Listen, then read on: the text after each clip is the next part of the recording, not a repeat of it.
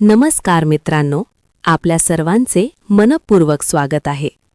लवकरच सुरू होणार आहे चैत्र नवरात्री, देवी शक्तीची आराधना करण्याचे अत्यंत पवित्र दिवस. या 9 दिवसांत भक्त देवी दुर्गेच्या विविध रूपांची पूजा करतात आणि तिची कृपा मिळवण्यासाठी उपवास, जप आणि साधना करतात.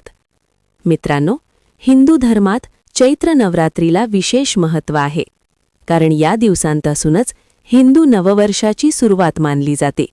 या काळात वातावरणात सकारात्मक ऊर्जा वाढते आणि भक्त देवीची भक्ती करून आपले जीवन सुखी आणि समृद्ध करण्याचा प्रयत्न करतात. नवरात्रीच्या पहिल्या दिवशी घटस्थापना केली जाते. घरातील स्वच्छ जागेत कलश ठेवून त्यावर नारळ आणि आंब्याची पाने ठेवली जातात. हा कलश देवीचे प्रतीक मानला जातो. घटस्थापना केल्यानंतर घरात देवीचे आगमन झाले असे मानले जाते. मित्रांनो, महाराष्ट्रात नवरात्रीच्या काळात एक अत्यंत सुंदर परंपरा आहे. अनेक कुटुंबांची कुलदेवी असते, जसे की तुळजाभवानी, महालक्ष्मी, रेणुका माता, सप्तशृंगी माता किंवा इतर देवी. या नवरात्रीत आपल्या कुलदेवीचे स्मरण करणे, तिचे नामस्मरण करणे आणि मनापासून प्रार्थना करणे अत्यंत शुभ मानले जाते, कारण कुलदेवी आपल्या कुटुंबाचे रक्षण करणारी आणि संकटातून मार्ग दाखवणारी शक्ती मानली जाते. म्हणून नवरात्रीच्या या पवित्र दिवसांत सकाळी किंवा संध्याकाळी काही मिनिटे शांत बसून आपल्या कुलदेवीचे नाव घ्या, तिचे स्मरण करा आणि तिच्या चरणी प्रार्थना करा.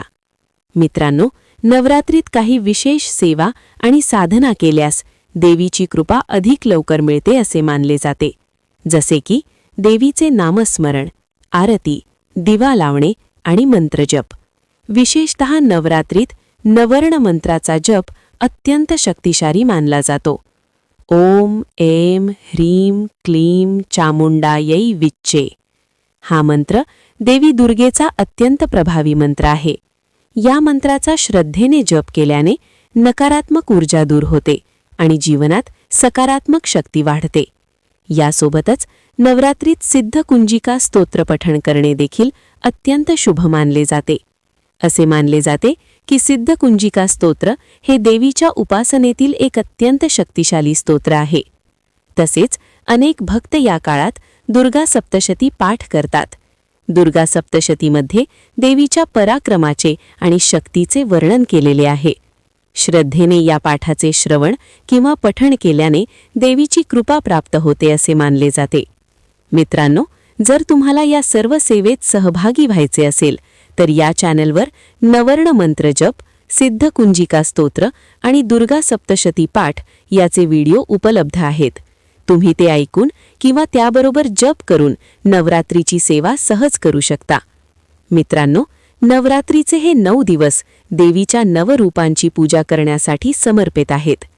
पहिला दिवस शैलपुत्री माता, दुसरा दिवस ब्रह्मचारिणी माता, तिसरा दिवस चंद्रघंटा माता, चौथा दिवस कुष्मांडा माता, 5वा दिवस स्कंद माता, 6वा दिवस कात्यायनी माता, 7वा दिवस कालरात्री माता, 8वा दिवस महागौरी माता आणि 9वा दिवस सिद्धिदात्री माता.